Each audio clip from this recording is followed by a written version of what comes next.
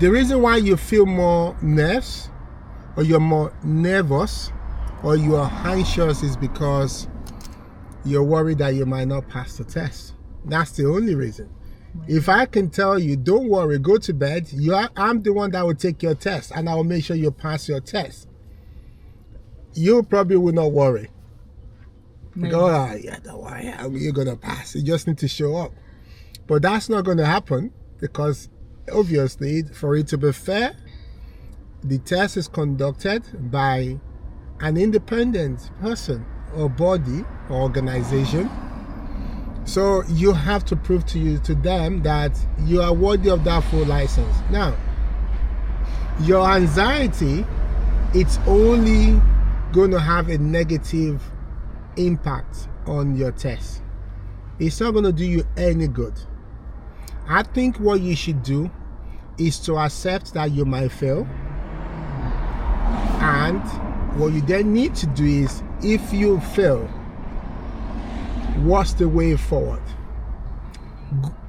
The good news is you don't have just one attempt in the UK. That's the good news. If you fail, you can book another one again. Learn from whatever mistake that make you fail the first attempt, so that when you go the second attempt, you'll be more prepared to pass the test.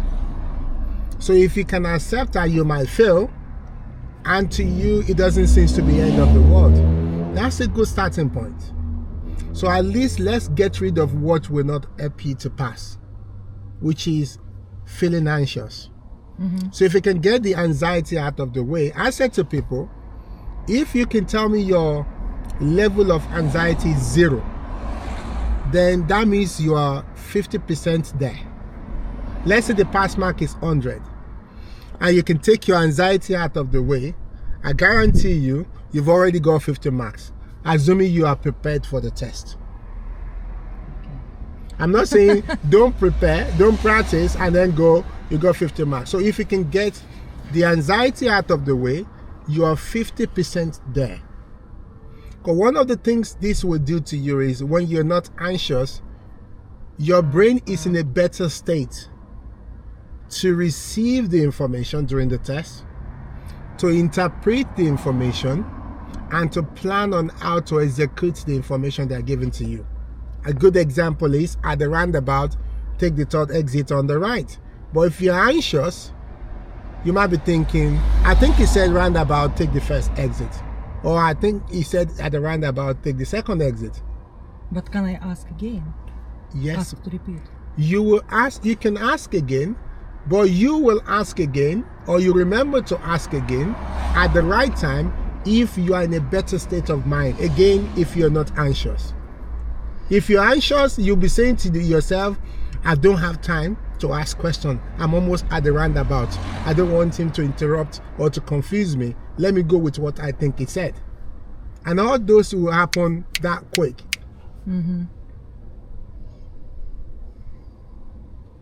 But another thing I want you to do is this. Every step of the way between now and your test, you need to listen to what I say to you. I know where you are. I know how close you are to the test and how far you are. My job is to get you closer, as close as possible to the standard you need to operate at. And if I say to you, you can pass the test with the time that we have, if at least you can take the anxiety out of the way, the rest is easier. It's, well, I'm sure it's... Even now I'm shaking. It will get more. If you don't talk to yourself about this will be more. The closer you get, the more. But if you start talking to yourself about it now and say to yourself, it's not the end of the world. Yes, I know if I have to book a test again, I have to wait a couple of months to get a new test. Or maybe I will spend more time on the website. Maybe I can get something quicker. It's better. But if you treat it as, if you failed the test, it's the end of the world, or maybe it's going to take too long to get the test, it's not going to help.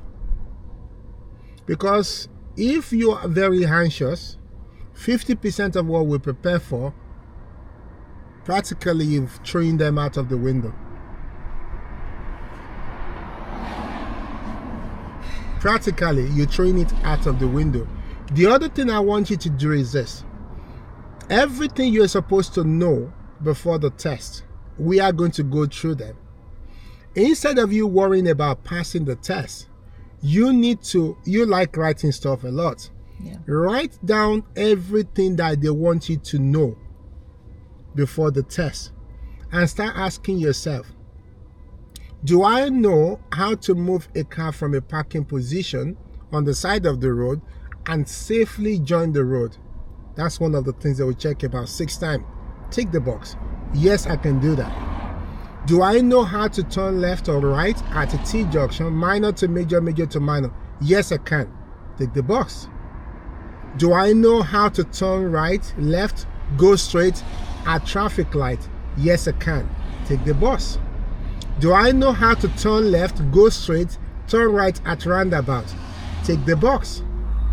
Do I know what to do in terms of lane discipline? When to use the bus lane, when not to use the bus lane? If there are multiple lanes on the road, do I know which lane to choose? Yes, I do. We've been through that together. Take the bus. Can I do a parallel parking without any assistance from me? Yes, I can. Take the bus. Can I do forward bay parking? Left, right? Yes, I can. I know what I'm doing with my reference. Take the bus. Can I do reverse parking? Left or right? In the bay? Take the bus. Can I pull up on the right and reverse safely and legally without making any error with good observation? Yes, I can. Take the bus. Can I read road signs and road markings well in advance before I get to it and I know what it means and I know what I'm doing with it? Yes, I can. Take the bus. So if you can do all of that, because that's what it's all. If you're preparing for an exam, you look at the syllabus, right? And you check all the topics they want you to know. Practice them. So these topics I've just mentioned, you've practiced them, except if you said, oh, I don't know how to do roundabout at all. If they take me there, I'm sure that you're going to make a mistake. Then we need to work on it now. So that's what you need. Every time you're worried, ask yourself, these areas I'm not good at, I want to make sure I go with full determination. Next lesson, I want to get better with this. I want to ask my instructor, do you think if they take me to any roundabout, I'm going to pass? That's the conversation you should be asking. Okay. Or you should be having. So in place of you feeling nervous, anxious, think like that. Because they're not going to ask you to do something that we have not thought about before. It doesn't matter which T-junction they take you to. It's going to be left or right or straight. Well, I say it straight. Maybe if you're coming from minor to major, there's no straight, it's only left or right. Any junction you're going to take is going to be either left, right, straight. So now the question is, do I know what to do if it's a T-junction, if it's a crossroad, if it's a roundabout? If you do, why are we worried? Can I anticipate for change in layout or in activities going on ahead? Do I know how to check for speed limit so I don't miss it? Yes, I do. Why do we need to worry? So if any of those things you are still struggling with, that's what we need to work on now. That's what you need to focus on, because your anxiety takes a lot of energy as well. Mm-hmm. Whether you like it or not, the stress takes a lot of energy, but you're using the energy in a wrong way. Everything I'm saying to you is easier said than done. I agree. If I'm the one preparing for an exam, I probably will feel the same way. But this is a method or approach I would use myself that I'm saying to you. I'm not saying your anxiety will be 0%, right? Mm-hmm. Now, let's say it's 80%. Tomorrow, it might be 85. A day before your test, it's going to be like 110%. I think my anxiety, not because of failing or pass exam, I think because of someone new will sit near to me, next to me, and that is a valid point. You know what you need to do? If, for example, you go to work, anywhere you've been to before where you're working, and somebody is actually standing next to you to see if you know how to do the job correctly. If you're worried that they're standing next to you, they're probably going to say to you at the end of it that we've employed the wrong person for this job. But because you don't want them to say so, your focus should be on the task they ask you to do, following the procedure or the standard they've set for that organization. That's what you've got to do. Some examiner, this is how they sit. So let me just prepare your mind. Some examiner, they sit like this. They prefer to sit like this. So 90% of the time is you they are looking at. And they do this one from time to time. And they go like this.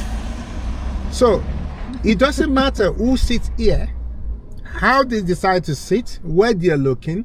What matters is, because if you're not careful, you know when you're driving on the road, if you want to think in this way, you'll be correct. The exams or the driving test is all about, do you understand or can you identify every hazard on the road at a very good time? You know when you did your hazard perception test, if you don't click on time, you're going to get 0 if it's too late. So when you get 5 marks, it's because you click, you spot the hazard well ahead. That's what the driving is about. The driving is about the ability to spot the hazard in good time. Don't run into the hazard. Have a good plan before you get to the hazard. Now, if you're worried about the examiner, you have just introduced additional hazard for yourself. And that hazard is constant. It's going to be from the start to the end. So does that help you to pass? If you're worried about the examiner, would that help you to pass? No. Because constantly, how he looks will be distracting you. If you're worried about him, that means you are going to have less concentration on the hazard on the road. So, but that's not what you want. Everything you do is, I believe I know what I need to do at T-junction. If he tells me to turn left at T-junction, that's all I want to hear from him. That's all I want to know about his existence sitting here. I don't care how he's looking, whether he's punching something on the hyper, because sometimes when they do the punching, they're only filling the forms. But you're thinking, oh, maybe I've done something wrong, that's why he's writing. No, focus on your drive. And they're not going to give you 10 instructions at the same time, saying turn left, turn right, roundabout, go straight, roundabout, take the third exit, parallel parking. No, they're not going to give you many instructions at a time. They'll give you one instruction at a time. So deal with that instruction, you've passed with regards to that instruction.